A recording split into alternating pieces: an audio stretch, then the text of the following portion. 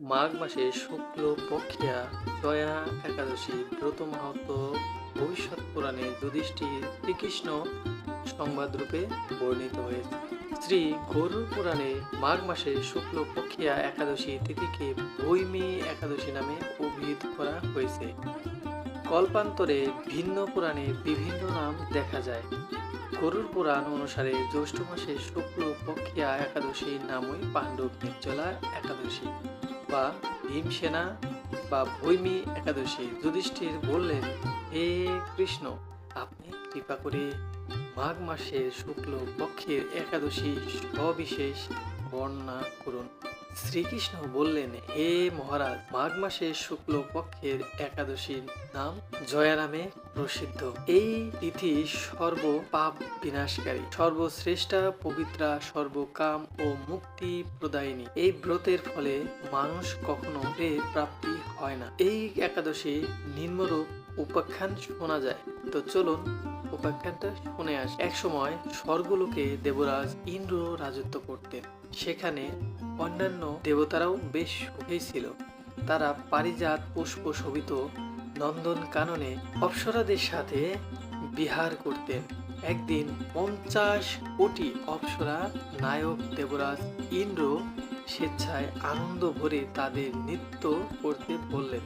নৃত্যের সাথে গন্ধর্ব গান করতে লাগলেন। পুষ্পদত্ত, চিত্রসেন প্রভৃতি প্রধান প্রধান গন্ধর্বরাও সেখানে উপস্থিত ছিলেন। চিত্রসেনের পত্নীর নাম ছিল মালিনী, আর পুষ্পবন্তী নামে তাদের এক কন্যা ছিল।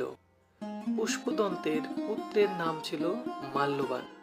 এই মাল্যবান পুষ্পবন্তীর রূপে মুগ্ধ হয়েছিল। পুষ্পবন্তী পুনঃ পুনঃ কটাক্ষ দ্বারা মাল্যবানকে বশীভূত করেছিল।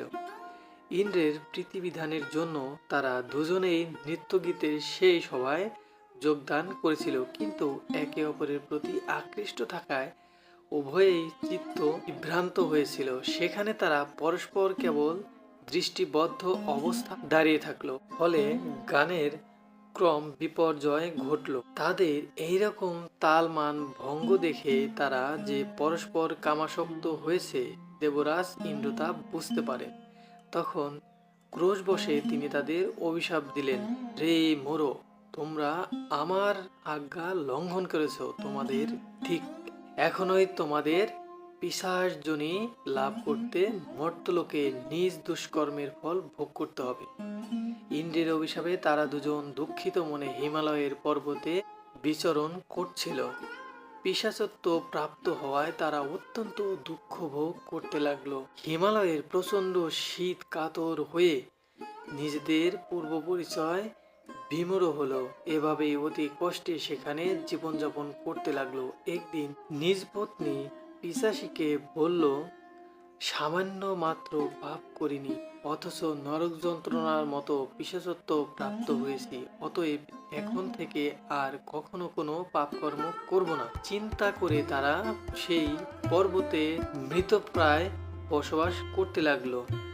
মাল্যবান ও পুষ্পবন্তী পূর্ব কোনো পুণ্যবশত সেই সময় মাঘী শুক্লপক্ষিয়া জয়া একাদশী তিথি উপস্থিত হলো। তারা একটি অশ্ববৃক্ষতলে নিরাহারে নির্জলা অবস্থায় দিবানিশি যাপন করলো।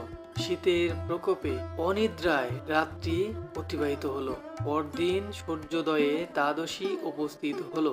জয়া একাদশীর দিন অনাহার ও রাত্রি জাগরণে তাদের ভক্তির অনুষ্ঠান পালিত হলো।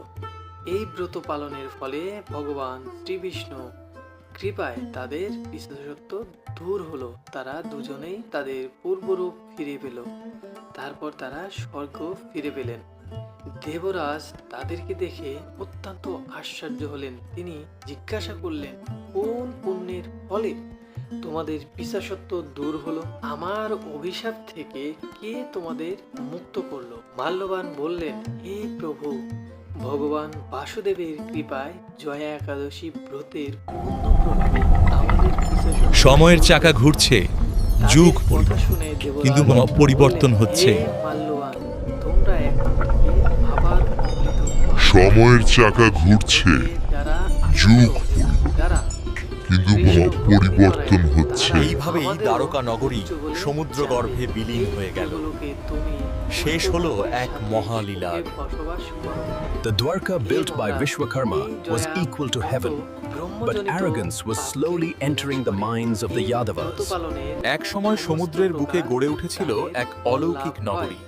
নাম তার দ্বারকা, ভগবান শ্রীকৃষ্ণের স্বপ্নের রাজ্য। প্রভাবে আপনা হতেই লাভ হয়। অবশেষে মহানন্দে অনন্তকাল বৈকুণ্ঠে বসবাস হয়। এই জয়া একাদশীর ব্রত পাঠ করলে, শ্রবণ করলে অগ্নি অষ্টম যজ্ঞের ফল লাভ করা যায়। তো বন্ধুরা, আপনারা শুনলেন জয়া একাদশীর ব্রত মাহাত্ম্য। তো নিজে শুনুন, অপরকে এই পবিত্র ব্রত মাহাত্ম্য শুনতে সাহায্য করুন। সবাই ভালো থাকবেন, সুস্থ থাকবেন। আর ছেড়ে যাওয়ার আগে অবশ্যই কে আজকের একাদশী উপবাস পালন করেছেন তা অবশ্যই কমেন্টে জানাবেন। সবাই ভালো থাকবে।